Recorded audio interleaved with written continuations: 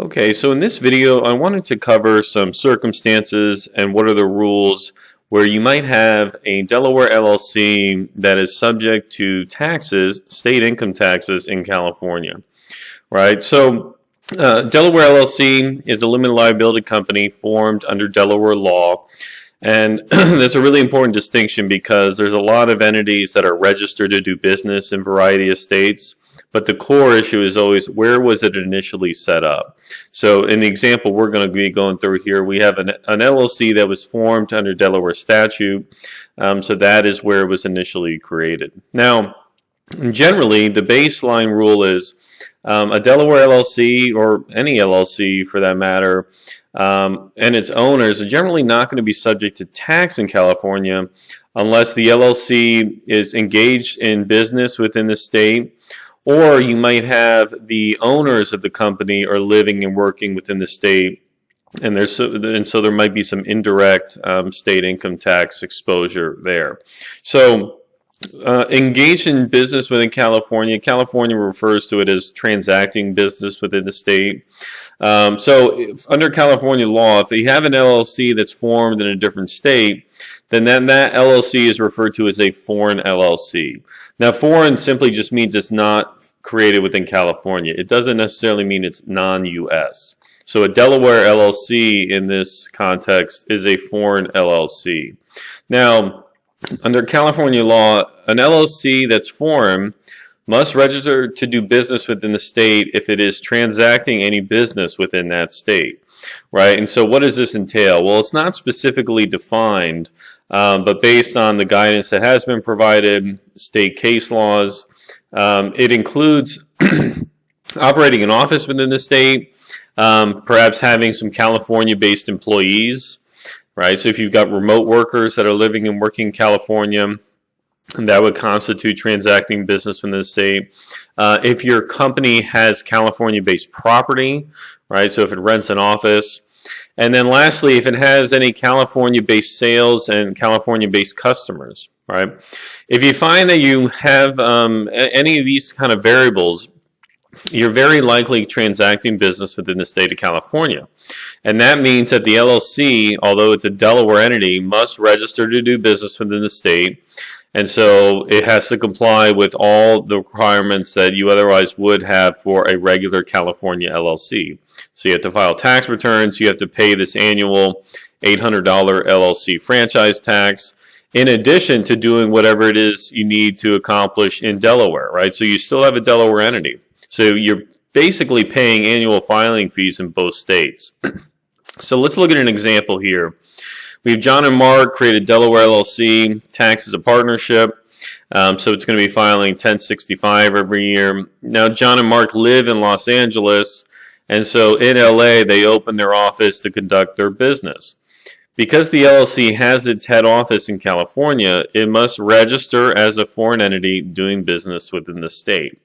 Now, one question I often get is, well, what is the point of going with Delaware then? Why not just go with California? And it's a good question. In a lot of cases, it does make sense to just set up in California, right? Why bother being registered in both states?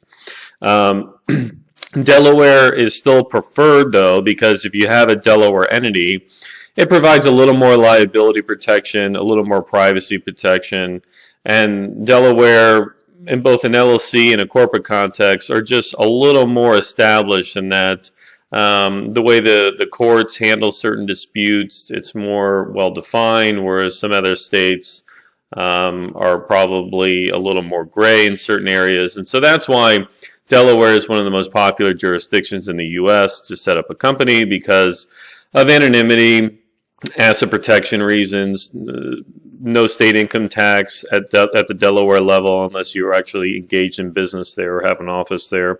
So that's why Delaware in this context still made sense perhaps for John and Mark, because they wanted perhaps a better LLC entity in a different state.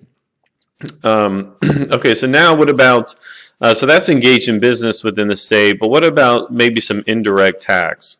So this can arise if you have an LLC owner in a pass-through entity that's living in California, right? So California generally subjects its tax residents to state tax on their total income unless it's specifically exempt.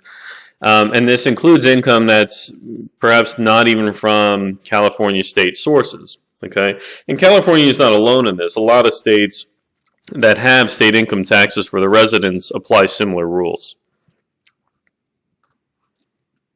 So let's look at this example here. We have Amy, Jack, and Brian created Delaware LLC. It's going to be taxed as a partnership, and they're running a consulting business. Now, Amy and Jack each own 40% of the company, and Brian only owns 20%.